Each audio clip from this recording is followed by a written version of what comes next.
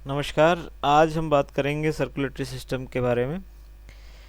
Circulatory system की यदि हम बात करते हैं तो यह क्या काम करता है या कि रक्त परिसंचरण जो तंत्र है वो किस तरह से इवॉल्व हुआ, ये वर्टिब्रेट में किस तरह से ये कॉम्प्लेक्सिटी आती गई।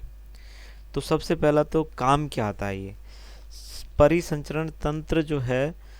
सबसे पहला तो जो फूड जो है हमारा वो एब्जॉर्ब जो फूड है या डाइजेस्टेड जो फूड है वो क्या है, सबसे पहले एब्जॉर्ब होता है और वो कहाँ एब्जॉर्ब होने के बाद ब्लड के अंदर सर्कुलेट किया जाता है। तो सर्कुलेटरी सिस्टम का पहला महत्वपूर्ण काम क्या हुआ कि जो डाइजेस्टेड फूड है और एब्जॉर्ब फूड है वो क्या है, सर्कुलेटरी सिस्टम के द्वारा पूरे शरीर को पहुंचाया जाता है।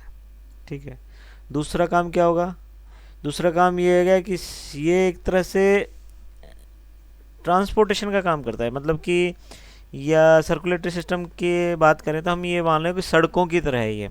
हमारे जैसे देश में सड़कें हैं ना, वो हैं सड़कों की तरह। और जो कैपिलरी हैं, ओ सॉरी, वो जो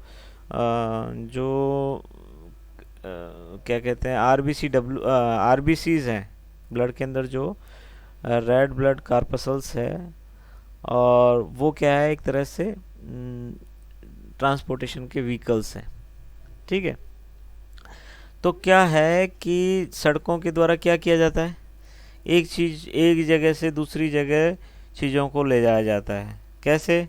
जैसे जहाँ पर मान लीजिए, जहाँ जैसे मान लेते हैं कि बड़े बड़े गोदाम बने हुए हैं, एफसीआई के गोदाम बने हुए हैं, तो वहाँ से क्या है कि अनाज का डिस्ट्रीब्यूशन होगा पूरे अलग अलग शहरों में।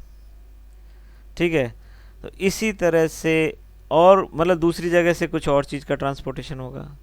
तो कहने का मतलब ट्रांसपोर्टेशन हो रहा है। सेम यही जो है हमारा ब्लड सर्कुलेशन काम करता है, ब्लड सर्कुलेटरी सिस्टम काम करेगा।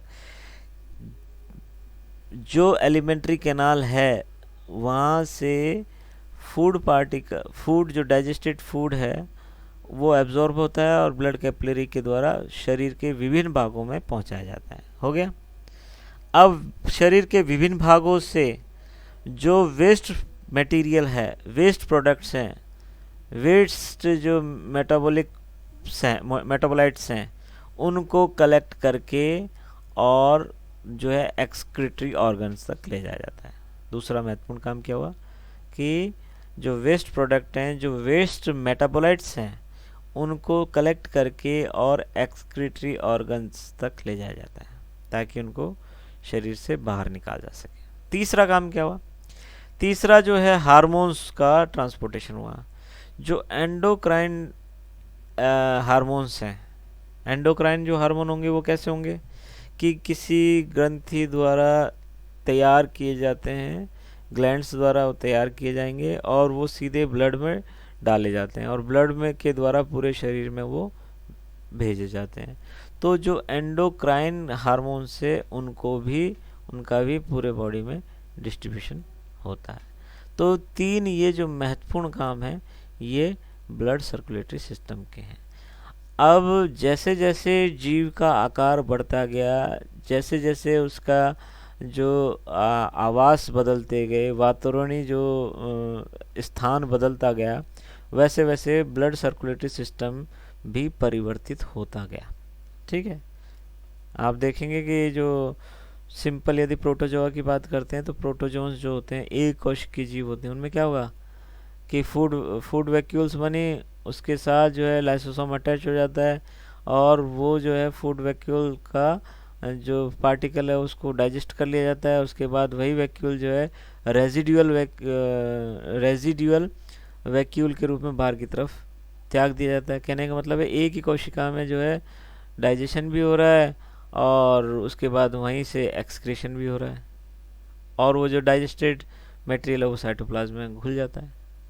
तो वहाँ क्या सर्कुलेटरी सिस्टम की ज़रूरत बिल्कुल नहीं है। जैसे जैसे जीवों में कॉम्प्लेक्सिटी बढ़ती गई वैसे वैसे सर्कुलेटरी सिस्टम का भी विकास होता गया। तो यदि सर्कुलेटरी सिस्टम की बात करते हैं हम, तो ब्लड सर्कुलेटरी सिस्टम जो है, ब्लड वेस्कुलर सिस्टम है, इसमें 5 चीज़ें होती हैं। पहला होता है ब्लड। ब्लड जो होगा वो सेल्स और प्लाज्मा से बना होता है। ब्लड जो कोशिकाएं होती है, रक्त कोशिकाएं और प्लाज्मा से मिलकर बना होता है। दूसरी चीज़ होती है वो होती है हार्ट। तीसरी होती है आर्टरी। चौथी होती है कैपिलरीज और पांचवी होती है वेंस। एक एक के बारे में बताऊंगा। तो हार्ट जो है, हार्ट क्या करेगा, पंपिंग का काम करेंगे। यदि ये एक टिपिकल प्रारूपिक जो है सर्कुलेटरी सिस्टम का डायग्राम दिया हुआ है। तो ये डायग्राम दिया हुआ है, इसमें क्या है, हार्ट है। हार्ट का मेजर काम क्या होता है, पंपिंग। जो ब्लड है उसको पंप करना। और पंप की आवश्यकता कहाँ पड़ी, जब जीव कॉम्प्लेक्स होता गया तो क्या हुआ कि सभी जगह जो है सिंपली तरीके से ब्लड जा नहीं सकता था। इसलिए क्या हुआ कि एक पंप की आवश्यकता हुई।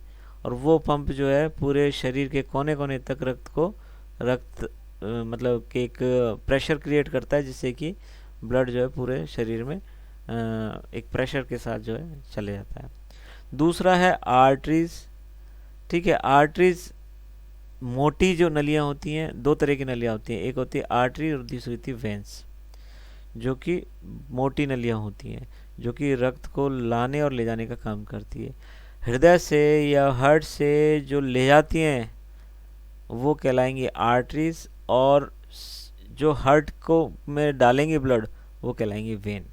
ये ध्यान रखना, यही कॉन्सेप्ट है कि हार्ट को ले जाने वाली, हार्ट में डालने वाली, या कहें तो हार्ट में जो ब्लड ले जाती हैं उनको कहेंगे वेन्स, और जो हार्ट से शरीर को ले जाएंगी, अंगों को ले जाएंगी, उनको कहेंगे आर्टरीज।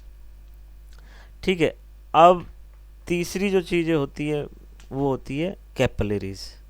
कैपिलरीज जो होंगी वो जो वेसल्स होती हैं, ये ब्लड वेसल्स हैं, और ये है कैपिलरीज।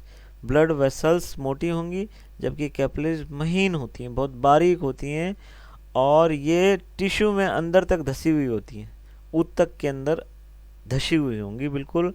और इनकी और सेल्स के बीच में सिर्फ एक सिंगल सेल की लेयर पाई जाती है।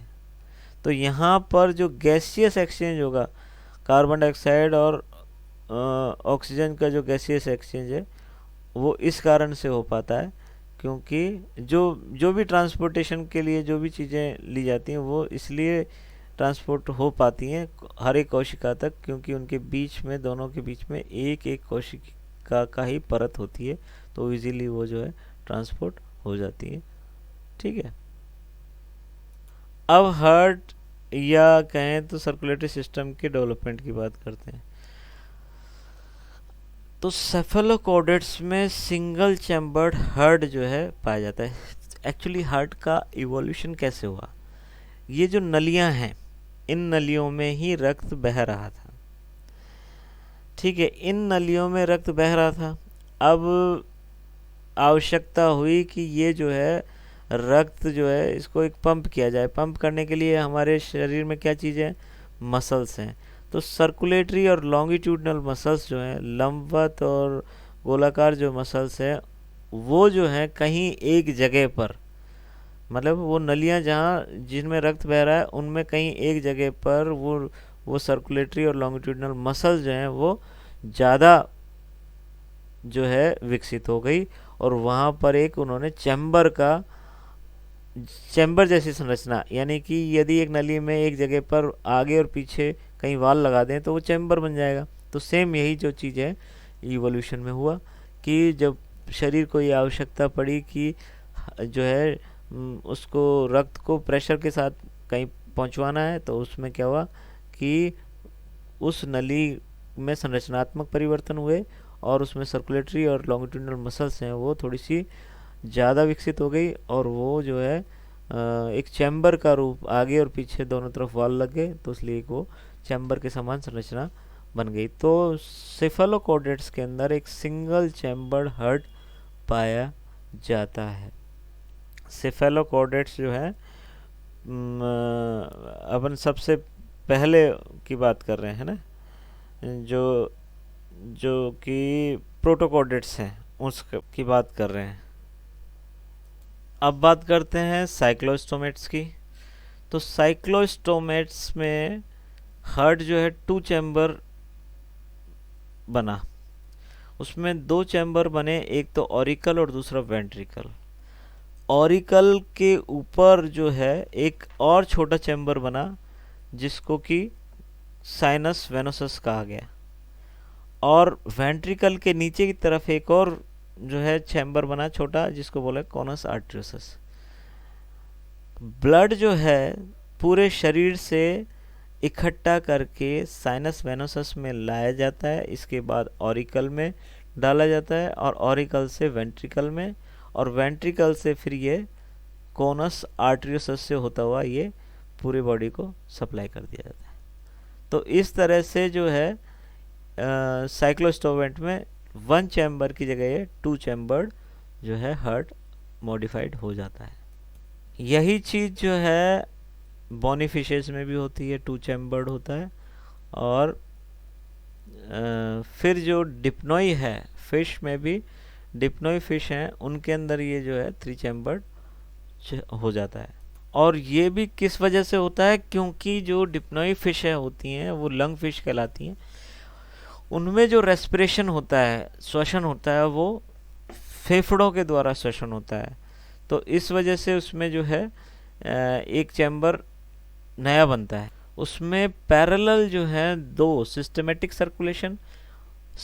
सर्कुलेशन और पल्मोनरी सर्कुलेशन जो है बनते। पल्मोनरी सर्कुलेशन का मतलब है कि हार्ट से जो निकलने वाला ब्लड है वो फिर लंग्स में जाता है, लंग्स से फिर वापस जो है हार्ट में आता है, और हार्ट से जो है फिर उसके बाद क्या कहते हैं ऑर्गन्स को जाता है। तो ऑर्गन्स को सर्कुलेट होने वाला वो जो कहलाएगा वो सिस्टमेटिक सर्कुलेशन कहलाता है, और ब्लड जो है लंग्स को जाएगा वो कहलाता है पल्मोनरी सर्कुलेशन। तो यहाँ पर क्या होगा, डिप्नोई वाले जो फिशेज हैं उनमें एक 3 चैम्बर्ड तीसरा चैम्बर का निर्माण होता है, और निर्माण भी इस तरह से होता है। ये जो है इंटर ऑरिकुलर सेप्टम का एक निर्माण होता है, यानी कि ऑरिकल्स के अंदर एक सेप्टम का निर्माण होता है, एक पट का निर्माण होता है, और ये पट जो होता है इसमें छेद होता है और इसको बोलते हैं फोरामेन ओवेल्स। तो इसलिए ये इसको कंप्लीट जो है सेप्टम नहीं बोला जाता है, क्योंकि उसमें एक छेद होता है जिसकी वजह से वो जो है वो दोनों चैम्बर एक दूसरे से जुड़े हुए होते हैं। और ये जो सेप्टम है ये किसके बीच में, ऑरिकल्स के बीच में होगा। लेफ्ट और राइट ऑरिकल को 2 भागों में बांट देता है। ऑरिकल ये जो पहला चैम्बर था, यदि इसकी बात करते हैं हम, ये वाला, ये जो है इसको बीच में से जो है सेप्टम का फॉर्मेशन होता है, ये वाला जो है इस तरह से देखा जा सकता है। तो ये जो सेप्टम है ये है इंट्रा ऑरिकुलर सेप्टम होता है, और इसमें जो बीच में जो छेद होगा उसको बोलेंगे ऑरिकुलर ओवेल्स, पल्मोनरी सॉरी क्या कहते हैं, फोरामेन ओवेल्स। ठीक है। अब यदि एम्फीबियंस की बात करते हैं तो एम्फीबियंस में जो यूरोडेल्स होते हैं वो डिप्नोई के समान ही उसमें जो है 3 चैम्बर्ड पाया जाता है। इसमें जो है साइनस वेनोसस जो है राइट ऑरिकल में खुलता है। ठीक है। और हायर जो एम्फीबियंस होते हैं उसके अंदर क्या होता है कि ये जो फोरामेन था वो कंप्लीट जो है वो फोरामेन एक तरह से सेप्टम जो है कंप्लीट हो जाता है, यानी 3 चैम्बर्ड कंप्लीट हो जाता है। ये इस तरह से जो है एन्यूरेंस के अंदर, एन्यूरा में जो है इस तरह का ये पाया जाता है। इसमें जो है साइनस वेनोसस राइट ऑरिकल में खुलता है, और राइट ऑरिकल और लेफ्ट ऑरिकल के बीच में जो इंट्रा ऑरिकुलर सेप्टम होता है वो कंप्लीट हो जाता है, यानी कि उसमें जो फोरामेन ओवेलिस था वो ख़त्म हो जाता है। ये दोनों एक दूसरे से सेपरेट हो जाते हैं। अब यदि एन्यूरेंस की बात करते हैं तो एन्यूरेंस में क्या होगा कि यहाँ पर जो वेंट्रिकल के नीचे की तरफ जो कोनस आर्टेरियोसस था वो ट्रंकस आर्टेरियोसस में बदल जाता है, और ये एक स्पाइरल वाल द्वारा सेपरेट होता है। इसमें क्या होगा कि जो पल्मोनरी वेसल्स हैं उनमें, पल्मोनरी वेसल्स के अंदर डीऑक्सीजनेटेड ब्लड जाता है, ठीक है। तो ये जो है सेपरेशन जो होता है वो होता है स्पाइरल वाल्व की वजह से। ये एक लहरदार रिबन की तरह वाल्व होता है।